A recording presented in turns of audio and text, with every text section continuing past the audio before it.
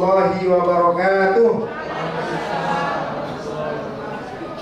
Bismillah, alhamdulillah, wassalatu wassalamu ala rasulillah, la hawla wa la quwwata illa billah, amma ba'du. Sehat semua Bapak Ibu? Semangat semua? Semangat semua? Saya muliakan dari Fadul Anwar, kita, teman-teman, Pak Mahmud juga, Bapak Ibu calon tamu Allah, tamu Rasulullah yang dimuliakan Allah Subhanahu wa Ta'ala. Sesampainya Bapak Ibu di Madinah, karena ini mana si Kubro langsung Madinah ini, yang dulu kan beliau ini. Sesampainya Bapak Ibu di Madinah, maka perbanyak baca sholawat, karena Bapak Ibu sedang menjadi tamunya Rasulullah. Bapak Ibu ke rumah saya, kira-kira tidak menyenangkan saya, besok tak undang lagi nggak? Atau saya diundang Bapak Ibu, ternyata saya tidak menyenangkan Bapak Ibu, kira-kira diundang lagi nggak? Begitu juga kita sedang diundang oleh Rasulullah. Kita sedang menjadi tamunya Rasulullah. Jadilah orang yang menyenangkan tuan rumah. Dengan apa? Perbanyak baca sholawat. Model sholawat itu banyak. Jangan ngeributin model sholawat. Ada pakai Sayyidina, ada nggak pakai Sayyidina, ada ya Nabi salam alaika ya Rasul salam alaika ya Habib salam alaika salawatullah alaika. Atau kalian baca sholawat yang menurut kalian senang, terserah, yang penting nyenengke tuan rumah. Perbanyak baca sholawat. Yang kedua, perbanyak di masjid.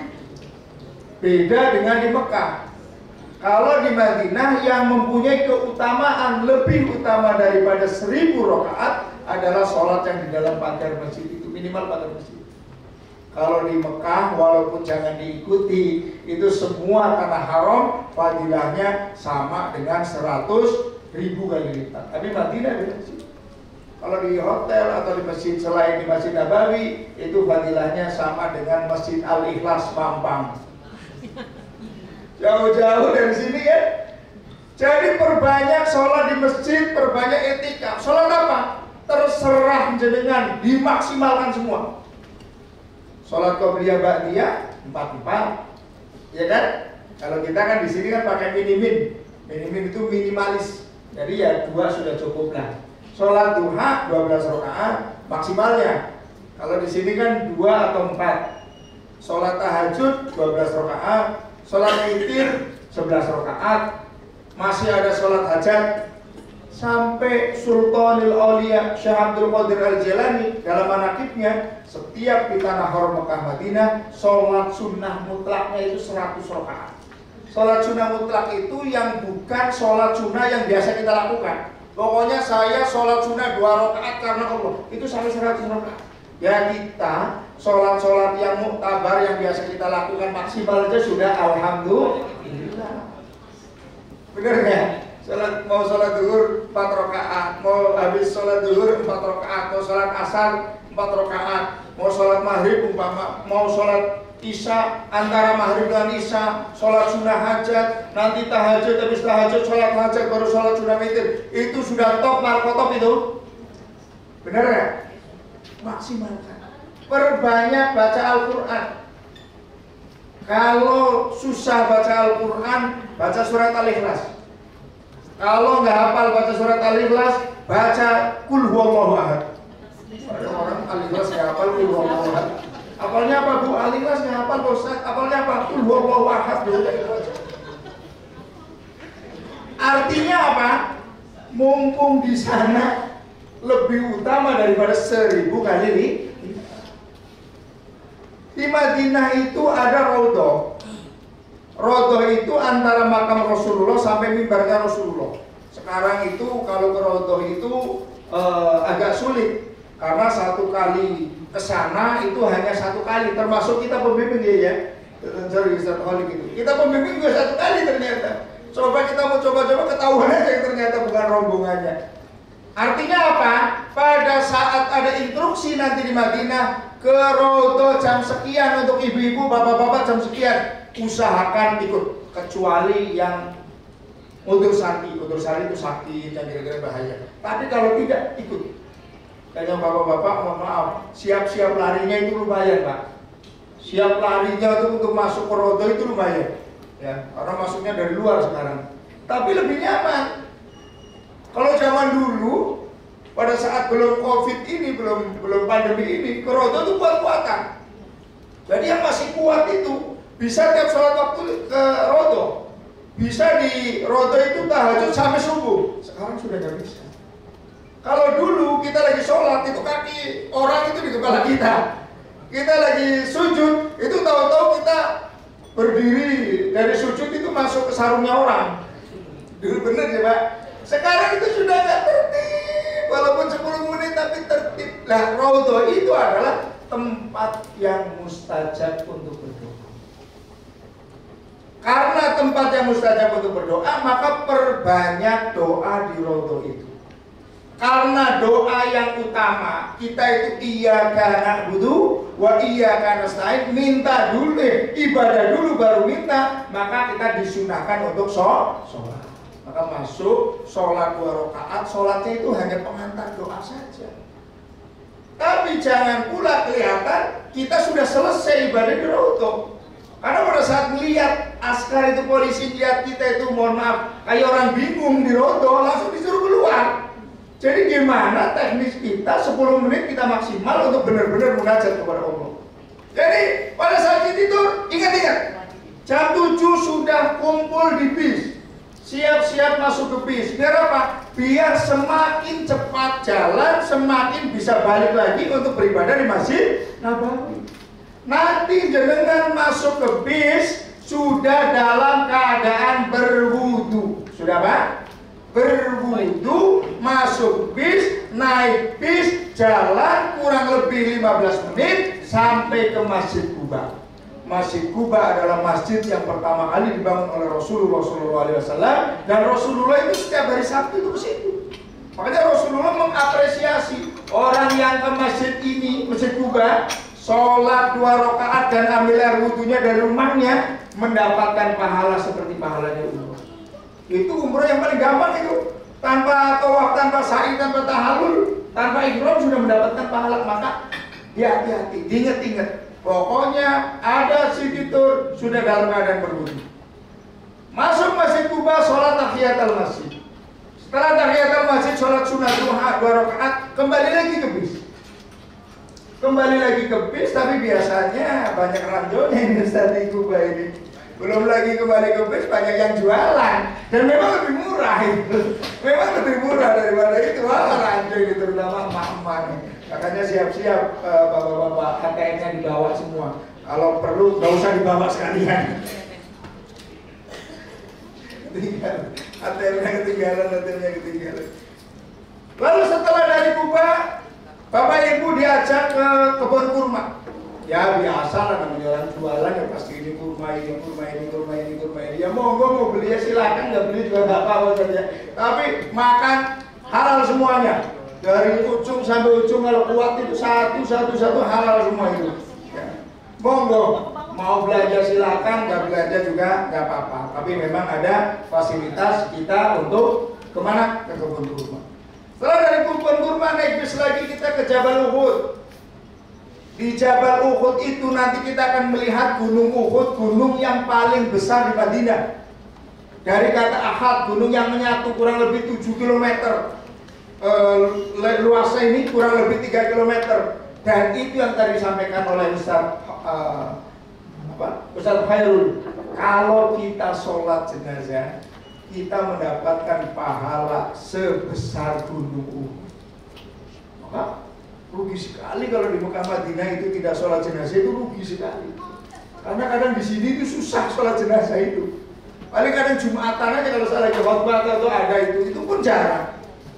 Kalau di sana hampir setiap waktu. Coba 1 hari di Madinah, 1 hari di Mekah, atau 3 hari di Madinah, 4 hari di Mekah, kali 5, 7 kali 5, 35 kali sholat jenazah 35. Pulang kita membawa pahala 35 gunung Uhud.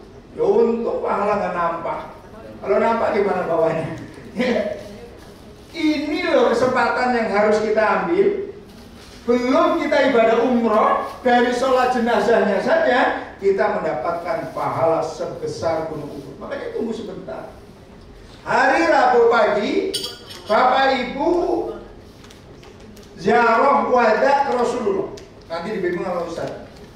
Orang Jawa atau orang Timur, orang kita, orang Indonesia, masuk kelihatan dadanya, keluar pulang kelihatan punggungnya. Tadi kan kita masuk ke Rasulullah, ya kan?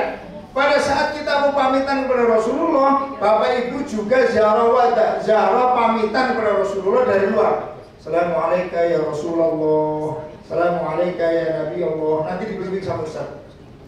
Setelah itu Bapak Ibu kembali ke hotel untuk mandi, sunnah mandi ikhram. Niat mandinya seperti sama, mandi Bismillahirrahmanirrahim. Saya niat mandi ikhram karena Allah. Setelah mandi ihram masih boleh pakai minyak wangi di badan. Sunnahnya potong kuku, kerok, potong rambut dikit-dikit. Itu kesunahan-kesunahannya. Setelah itu sholat duhur, bapak-bapak ke Masjid Nabawi sudah pakai kain ihram. Jadi udah nggak pakai baju lagi. Masih boleh pakai daleman. Tapi saya sarankan sebaiknya jangan. Daripada nanti nyopot di Bir Ali, mau naruh di mana? Koper udah di bawah, ya kan? Udah polosan aja. Ke Masjid Nabawi, sholat duhur jamak takdim dengan sholat asar. Jadi imamnya syukur-syukur berdua-berdua. Sholat duhur kita niat jamak dengan sholat asar. Imam selesai salam kita langsung berdiri lagi untuk sholat asar. Sebelum sholat duhur dan asar masih boleh sholat duha. Sholat sunnah ihram di Masjid Nabawi juga bagus. Kenapa? Hitungannya kalkulatornya masih lebih utama daripada 1000. Nanti kalau di Bir Ali udah nilainya 1. Bapak mau hitung-hitungan silakan. Jadi ke masjid sudah pakai kain ihram, sholat duha, sholat sunnah ihram, sholat qobliyah duhur, sholat duhur jamaah dengan asar, sholat asar tidak ada sholat baqiyah. Lalu kembali ke hotel, makan, ambil koper kecil, lalu masuk ke bis lagi untuk siap-siap ke Makkahul Mukarramah. Jadi ke Mekah yang bapak-bapak sudah pakai kain ihram semua. Masuk bis, perjalanan kurang lebih 30 menit, Bapak Ibu masuk ke Masjid Bir Ali. Setelah di Masjid Bir Ali, yang mungkin bapak-bapak masih ada yang pakai daleman, wajib dilepas. Ibu-ibu masuk ke Masjid Bir Ali, bapak-bapak dan ibu-ibu yang sudah sholat sunnah ihram hanya sholat sunnah tahiyatul masjid. Yang belum sholat sunnah ihram silakan sholat sunnah ihram di Bir Ali. Masuk ke bis dibimbing niatnya umroh. Tapi sebelum niat semuanya sudah dalam keadaan steril. Yang bapak-bapak sudah tidak boleh pakai kain yang berjahit, tidak boleh pakai tutup kepala, tidak boleh pakai sepatu. Yang ibu-ibu sudah harus pakai kaos kaki, sudah harus pakai tangan yang ininya kebuka, dan semuanya sudah tertutup auratnya. Lalu Ustaz Khairul Anwar membimbing niat umroh. Labbaik Allahumma umratan. Bareng. Labbaik Allahumma umratan. Yang kencang. Bapak-bapak, ibu-ibu,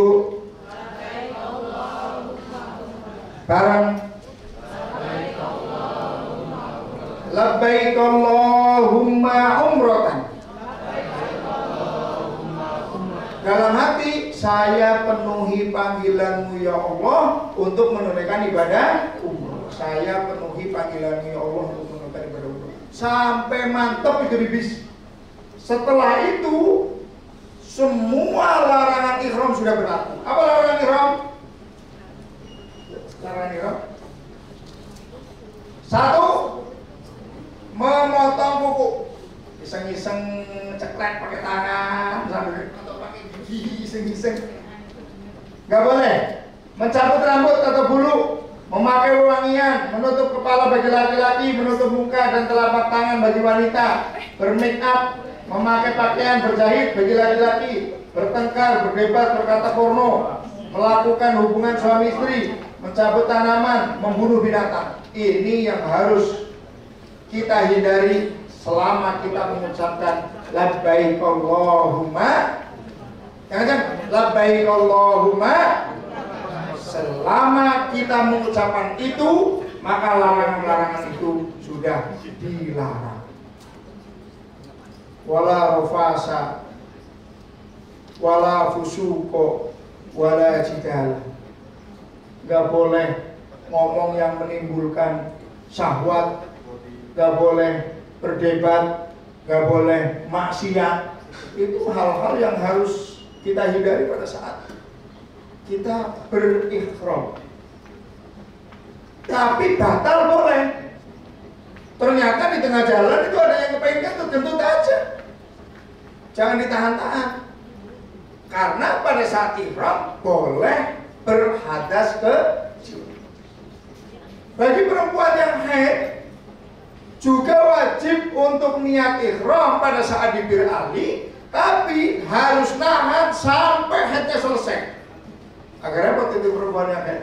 Makanya ulama itu memberikan keringanan bagi yang masih aktif haid, mau ke Mekah Madinah boleh minum obat untuk menunda, bukan menghilangkan, untuk menunda haid. Yang harusnya haidnya tanggal 16 mundur jadi tanggal 29 umpama seperti itu. Kenapa? Karena belum tentu orang bisa ke Mekah Madinah lagi. Kalau haid kan insya Allah tiap bulan.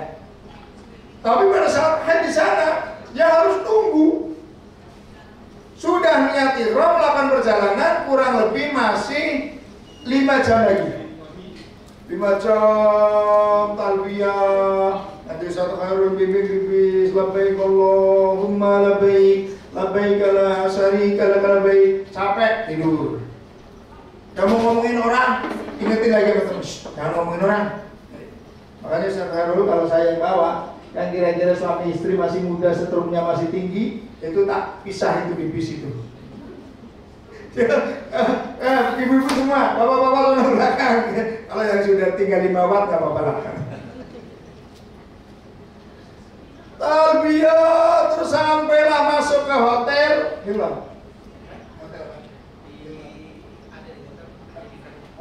Masuklah ke hotel, siap-siap di hotel. Nanti boleh buang air besar, boleh buang air kecil, tapi ingat kita masih dalam keadaan berihram. Orang kita kebiasaan kalau dari kamar kecil apa? Cari sabun, bener kan? Kita ihram. Orang kita masuk kamar biasanya kalau pegang, apalagi bapak-bapak kan, makanya bapak-bapak itu kain ihramnya atas nanti kita praktek itu di sini. Karena pegang lah, pakai handuk selama 6 jam itu pegang kan dari pagi bapak-bapak kan. Itu itu nyampe hotel itu. Ingat, kita dalam keadaan berihram. Yang ibu-ibu juga buka kerudung mama di jangan. Kita masih dalam keadaan berihram. Nanti setelah dari kamar kecil selesai, di hotel selesai, tidak boleh mandi ya, karena wangi-wangi itu tidak boleh. Turun untuk makan. Setelah makan diajak untuk ke masjid untuk melakukan rukun umroh yang kedua, yaitu tawaf dan sa'i lalu tahallul. Terus mulai dari Hajar Aswad tadi udah, Ka'bah di sebelah kiri. Nah ini anak-anak muda di sana. Pada saat tawaf jangan videoin orang lagi tawaf. Nih Ka'bah nih, saya putaran begini. Kadang ada orang tawaf itu sambil videoin temennya. Berarti kan Ka'bah di sebelah kanan, ya kan? Padahal Ka'bah harus sebelah kiri. Kalau ada yang seperti itu maka ulangi. Baliknya badan itu di mana? Bawa gini. Wah, videoin. Maka orang itu harus balik lagi dari sini. Dan kadang ada kan bikin status tawaf putaran pertama, tawaf putaran kedua, tawaf putaran ketiga, belum ada yang baca udah selesai tawafnya. di dalam Masjidil Haram dan berturut-turut maksudnya jangan santai. Pokoknya pada saat sudah labbaik Allahumma umratan harus terus, jangan taruh dia pengen merokok dulu. Gak boleh, harus terus menerus. Harus udah ini habis toa baru 3 putaran, yuk kita bikin kopi dulu gitu, mama. Gak boleh, terus menerus. Setelah selesai, maka Bapak Ibu ini ada Makom Ibrahim. Makom itu kalau di Indonesia itu kebanyakan kuburan ya. Kalau di sini itu bukan. Kalau di sana itu tempat. Makom Ibrahim itu dulu gandeng dengan sini. Gandeng. Ya, gandeng di sini terus dipindahkan. Ini ada telapakannya Nabiullah Ibrahim. Ada telapakannya di sini. Kita nanti setelah tawaf selesai, kita diajak oleh Ustadz Khairul Anwar untuk sholat sunnah tawaf. Di mana? Biasanya di sini daerahnya. Hajar Aswad sampai pintu Ka'bah itu namanya multazam, tempat yang mustajab. Kalau Bapak Ibu mau berdiri di sini itu aman Bapak Ibu. Aman, nggak ada orang dorong-dorong, yang dorong-dorongnya di sini mau tawaf. Tapi kalau sudah masuk rencana tawaf kan contohnya begini. Orang tawaf kan seperti ini, ya kan? Pada saat di sini itu nggak ada orang dorong-dorong, nggak ada orang tawaf. Terlalu mepet Ka'bah itu nggak ada orang tawaf. Yang tawaf itu paling jarak 1 meter. Makanya kalau mau masuk ke sini, silakan saja ke situ. Tapi jangan yang perempuan ya, tidak saya sarankan lah untuk menyium Hajar Aswad karena banyak madorotnya. Tapi kalau hanya untuk berdiri di depan pintu Ka'bah itu nyata sekali. Ya Allah, ya Allah, ya Allah. Jadi ibu harus waspada kalau bapaknya sering berdoa di situ. Takut minta nambah lagi. Jadi ibu juga sering doa di situ lagi, ya Allah. Kalau suami saya minta macam-macam, ya Allah jangan gabulin ya Allah. Jadi kelihatan doa di situ. Ya, jadi ada rasa di situ, tapi kita itu di pojokannya saja. Ya, kalau yang bapak-bapak mau yang muda-muda kayak gitu kan, saya kalau silakan saja. Kalau yang muda, mama itu malah Ustaz Harul mau nyium Hajar sono dulu. Gitu. Kalau yang muda, tapi kalau sepuh janganlah, madorotnya besar. Saya pun yang penting sudah pernah, sekarang sudah nggak pernah usaha lagi, udahlah sudah pernah dulu Rasulullah nyium, sudah pernah nyium. Jadi setelah tawaf selesai, sholat sunnah tawaf. Usolli sunnah tawafi, ya bareng-bareng. Usolli sunnah tawafi, roknataini, lillahi ta'ala. Saya niat sholat sunnah tawaf. Jadi pada saat kita sholat di Masjidil Haram itu pasti harus melihat Ka'bah. Yakinkan harus melihat. Kalau kita di luar Masjidil Haram, maka kita melihat masjid. Pada saat kita di luar kayak di Indonesia, kiblat kita adalah seluruh tanah haram. Jadi pada saat kita di dalam ya kiblat. Setelah itu, Bapak Ibu diajak untuk minum air Zam-Zam. Ada doanya. Allahumma inni as'aluka ilman nafi'an wa rizqan wasi'an wa shifaan min kulli da'in wa saqamin birahmatika ya arhamar rahim. Kalau hafal? Kalau nggak hafal cukup, ya Allah, saya minta ilmu yang bermanfaat, rizki yang berkah, badan yang sehat. Minum, sunahnya minum air Zam-Zam beda dengan minum air mineral. Kalau air mineral sunahnya duduk. Kalau air Zam-Zam justru sunahnya berdiri, ya setengah dituangkan di kepala kita sunahnya, kalau enggak juga nggak apa-apa. Setelah itu Bapak Ibu diajak untuk sa'i. Ini bukit Sofa itu artinya suci, Marwah itu artinya kepuasan. Jadi dari bukit Sofa kita itu mulai Sofa, baru berapa meter ada lampu hijau. Di dalam lampu hijau, yang laki-laki disunahkan untuk lari. Rabbighfir warham wa'fu wa takarram wa tazawwaz amma ta'lam innaka ta'lam ma la na'lam. Sampai selesai. Yang perempuan jalan cepet. Kadang ibu-ibu ikut lari. Bu, gak usah lari-lari bu, takut ketinggalan suami. Tapi itu cuma 3 putaran. Yakin ustadznya itu 3 putaran aja. Lari, tempatnya udah Rabbighfir. Kenapa 500 meter nih Bapak Ibu? Dari sini 500 meter. 1, 2, 3, 4, 5, 6, 7. Setelah 7 kali segera tahallul. Jangan nunda-nunda, antar aja lah, di kamar aja lah. Kenapa? Biar segera terbebas dari yang tadi dilarang. Gak boleh ini, gak boleh ini, gak boleh ini, gak boleh ini. Kan tadi gitu kan? Setelah tahallul, kok bawa baju, masuk kamar mandi, ganti baju, silahkan yang bapak-bapak. Setelah tahallul, yang ibu-ibu kok aduh risih banget pakai kaos kaki ini gitu. Langsung dilepas boleh. Ya. Langsung tahallul, cuma sekarang di Marwah itu banyak anak-anak muda yang pada pegang gunting. Talun, dia pakai kaos, pakai jeans, pakai celana itu. Jangan minta tahallul sama itu. Itu sekali krek itu 10 real itu. Orang nyari duit, anak-anak nyari duit itu. Tahallul sama siapa? Ya kalau kita punya gunting sendiri kan boleh. Yang penting minimal 3 krek udah selesai. Mau ngapain aja udah bebas, kasarannya seperti itu. Daripada ditahan-tahan, semakin lama kita tidak tahallul, semakin kita nahan untuk tidak berbuat, untuk tidak melakukan sesuatu yang tadi dilarang. Kalau ada temennya gantian, ya gantian. Biasanya Ustaz Kharul itu bawa gunting, ayo gantian. Yang ibu-ibu sama ibu-ibu. Jangan yang ibu-ibu jilbabnya diangkat, ya tahallul ya. Tapi guntingnya yang masuk kecil. Habis itu sujud syukur. Alhamdulillah telah melakukan umroh pertama.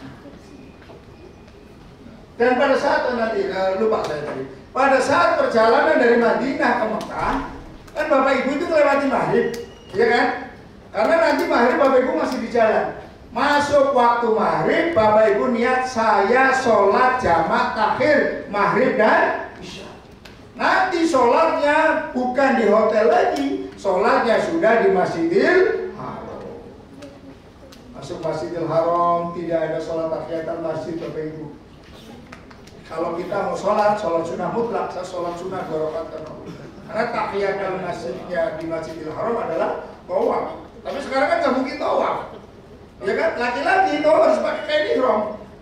Jadi boleh tawaf sunnah, tapi pakai kain. Kalau enggak itu di atas Pak. Tolongnya di atas, kalau ibu kan pakai kain ihramnya kan sama. Kain ihram kain sholat sama aja. Kalau bapak-bapak ada penyisiran pakai baju biasa nggak boleh. Kamu itu ke atas sana. Kalau mau tawaf di atas satu putaran 750 meter kali 7.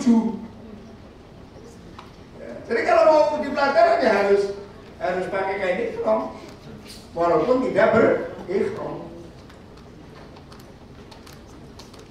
Selesailah umroh pertama, hari Rabu itu malam Rabu. Kamis, Jumat, Bapak Ibu diajak untuk city tour. Bagi Bapak Ibu yang mau umroh lagi, Bapak Ibu bawa kain ihram.